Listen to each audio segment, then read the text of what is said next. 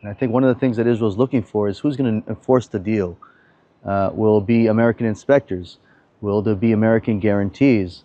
The Israel has a very bad history when it comes to international bodies like the UN inspecting and enforcing. I think that's also going to be something that will allow the Israeli government to sell this deal to the Israeli public. Because if there's a deal like the previous deal with the UN and other international bodies, I think that the Israeli public will be less inclined to accept it.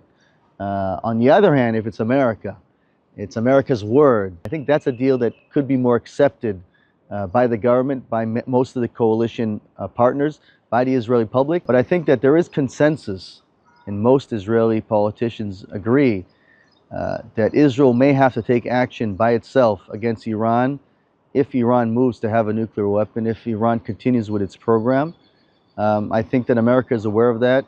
America continues to give us military support, many tools that we might use in the end against Iran. So they're still doing that even when they're talking to Tehran. I think that while America right now is negotiating with Iran, they have an ear to Israel. Israel is giving them information. Israel is giving them our own issues with regards to the deal.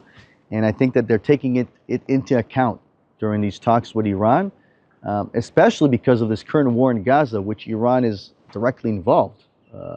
So this sort of deal may be a way not just to end the nuclear program there or to stop it for the time being, but also as a way maybe to bring more quiet to the region and the current war in Gaza. Another option, very interesting, is that Israel might end its own nuclear ambiguity.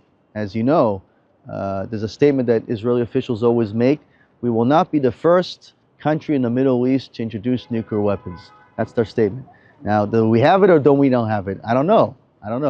But if in the end they move towards such a development, and maybe they even do a sort of test as well, Israel might say, we're not the first anymore, right? It's Iran. And they might introduce and say, we have something as well to try to deter their use of it or to try to make such sort of message in the region. I think we even saw Trump say the other day that if there is military action, America will probably be involved with it and let Israel lead it. But with Iran, if it requires military, we're going to have military. Israel will obviously be very much involved in that. He'll be the leader of that. But nobody leads us. We do what we want to do. We might see a new coalition forming to take military actions against Iran. And this coalition doesn't mean that there's different aircraft for different countries doing it. It could be just Israel or maybe in America.